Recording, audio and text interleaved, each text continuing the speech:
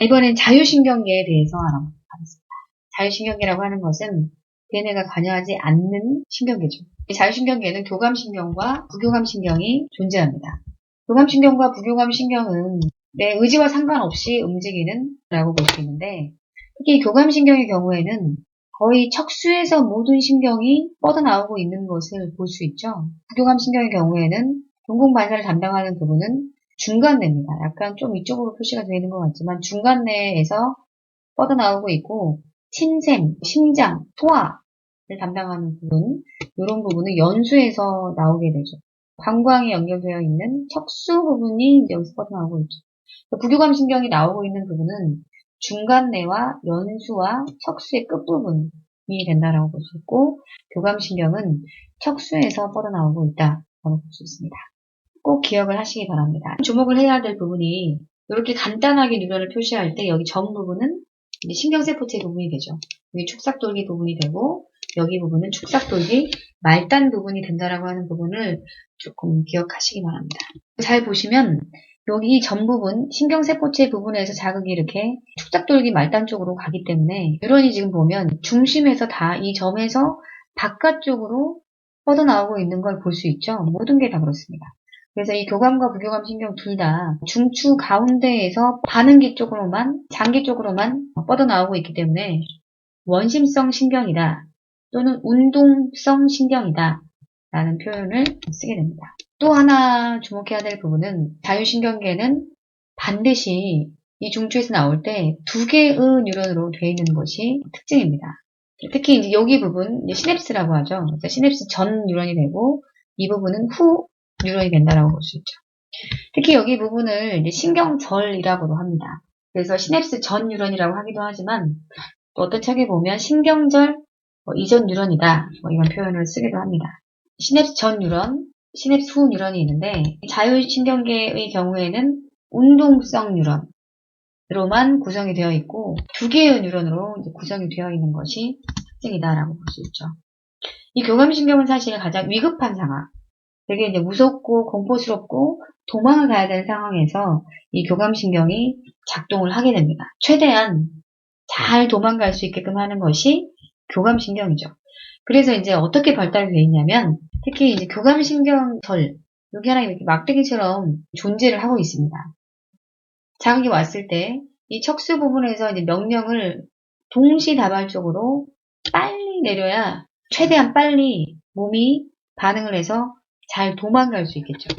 그래서 이 척수 부분에서 일제히 순식간에 모든 장기에 명령을 내리게 하기 위해서는 교감신경절이라고 하는 부분이 동시다발적으로 정보를 한꺼번에 순식간에 같이 받아서 이렇게 각각 뻗어있는 장기에 연결을 하게 됩니다.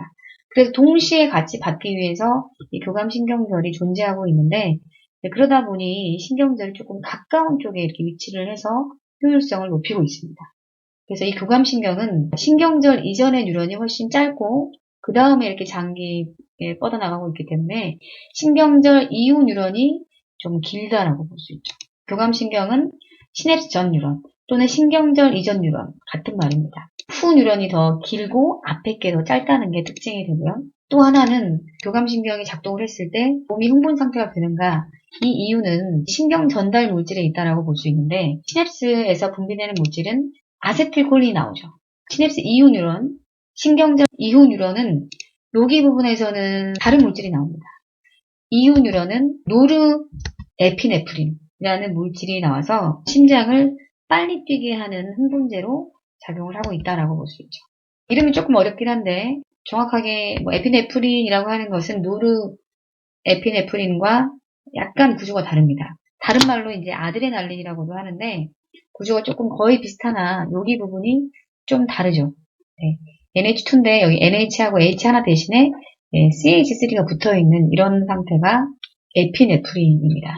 실제로 이 노르에피네프린이 훨씬 더 많은 양이 한 80% 가까이가 나오고 있기 때문에 이 이름을 쓰기보다는 이 이름을 쓰는 것이 조금 더 정확한 표현이 됩니다. 노르에피네프린이라는 물질이 나와서 몸 상태를 흥분 상태로 만들어준다라고 볼 수 있고, 우리가 계속 긴장 상태에 있게 되면 부교감신경이 상대적으로 기능이 떨어지게 되고 교감신경만 활성화가 됩니다. 그러면 우리 몸이 긴장감에 의해서 많이 체계가 무너질 수 있기 때문에 위급한 상황이 지나가고 나면 부교감 신경이 작동을 하게 되어 있습니다. 천천히 일어나기 때문에 부교감 신경의 경우에는 조금 신경절 이전의 뉴런이 조금 길게 늘어져 있고 뒤쪽이 좀 짧은 게 특징이다라고 볼 수 있습니다. 아세틸콜린이 여기에 나오고 있죠. 약간 안정제에 해당이 되는 물질인데 이 아세틸콜린은 부교감 신경의 뒤쪽도 아세틸콜린이 나와서 안정제 역할을 하고 있습니다. 원래 상태로 돌려주는 역할을 하게 되죠. 그래서 여기 ABCD에서 보면은 이거는 이제 부교감 신경이 되겠죠. 네, 여기가 지금 자율신경계인데 여기는 교감신경인데 여기만 다른 물질이 나온다라고 볼 수가 있겠습니다. 자율신경계의 작용은 기량작용에 의해서 보통 유지가 된다라고 볼 수 있죠. 심장이 있으면 심장이 이제 교감신경에 의해서 매우 흥분 상태가 되는데 그 상태로 지속이 되면 몸은 망가집니다. 그래서 부교감신경이 다시 천천히 이렇게 뛸 수 있게 함으로 해서 항상 일정한 상태를 유지하게 하고 있는 것이죠. 그래서 여기 이 말이 되게 중요한 말인데 같은 기관, 심장이라고 하는 같은 기관에 대해서 서로 상반된 하나는 촉진하고 하나는 억제함으로 해서 항상성이 유지되도록 하는 작용, 이거를 길항작용이다라고 합니다.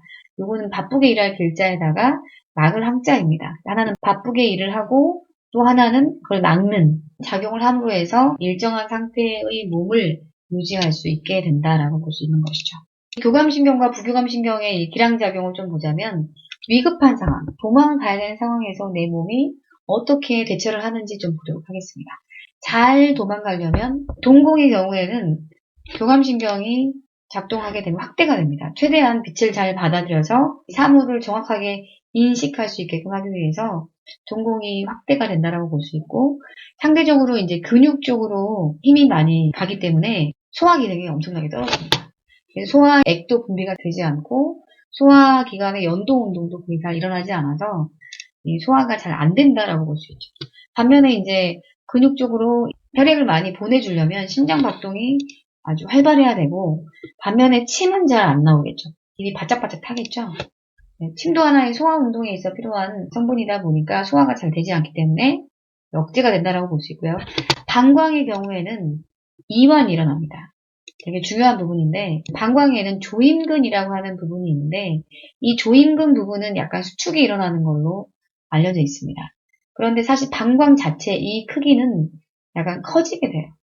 그래서 최대한 오줌을 많이 보유할 수 있게끔 함으로 해서 도망을 갈 때 오줌 마려운 거를 막을 수 있는 효과를 갖게 되죠. 다만 이제 심리적으로 이 조임근 부분이 수축의 순간 일어나기 때문에 약간 더 긴장감이 커지는 느낌이 들긴 하지만 방광 자체는 크기가 커진다라고 볼 수 있습니다. 이완이 된다라는 거. 호흡은 좀 빨라지죠. 빨리빨리 산소 공급을 해서 근육에서 에너지를 만들어내야 하기 때문에 촉진이 된다라고 볼 수 있고 혈압도 심장 박동이 빨라짐으로 해서 혈류 속도가 또 빨라지게 되고 그러다 보면 혈관을 미는 힘도 강해진다라고 볼 수가 있겠습니다. 간에서 혈당량, 혈액 안에 당이 이제 많아지는 상황을 만들어줍니다. 그래야지만이 나중에 근육으로 가서 에너지를 많이 만들어낼 수 있겠죠. 나중에 이제 뭐 근육에 가서 당이 쓰여지게 되면 물론 당이 감소하겠죠. 하지만 당이 감소하는 게 교감신경이 하는 것이 아니고 이 간에서 일단 혈당량을 증가시켜주는 것이 교감신경이 하는 거기 때문에 증가라고 하는 것이 맞습니다. 부교감신경은 원래 상태로 돌려주는 것이기 때문에 반대작용으로 생각하면 되겠죠. 반대로 생각하시면 되고요. 정리해보자면 이제 이거는 두 개의 뉴런으로 되어 있기 때문에 요거는 자율신경, 하나로 되어 있기 때문에 이건 체성신경이 되겠죠.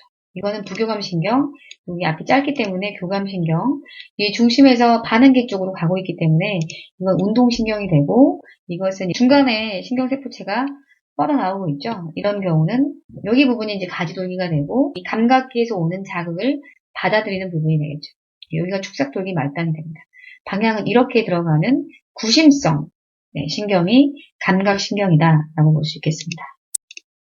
그래서 A는 자율신경계에 들어가게 되고 O가 되고요. B가 흥분하게 되면 위의 소화작용이 억제가 되겠죠.